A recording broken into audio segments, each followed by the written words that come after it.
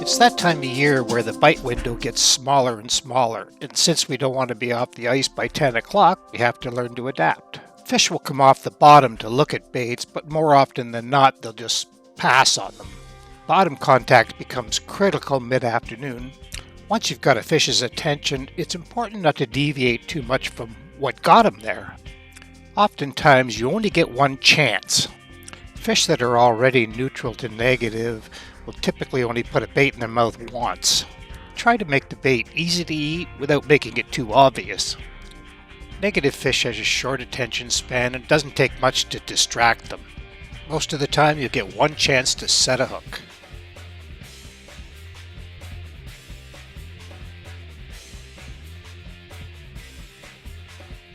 Here I'm using a Berkeley water bug. This is actually a floating bait. It was designed by Mike Iaconelli as a floating drop shot bait.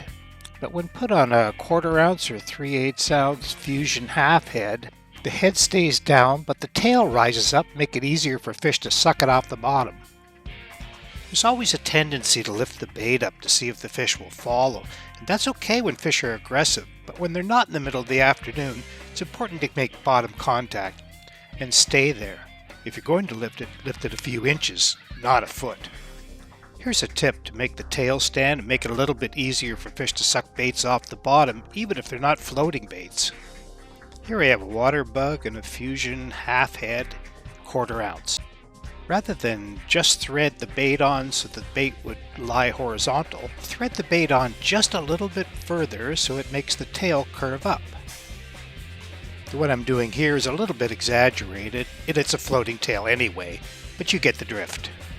This will improve your hookups dramatically. Remember, be safe, have fun, catch fish.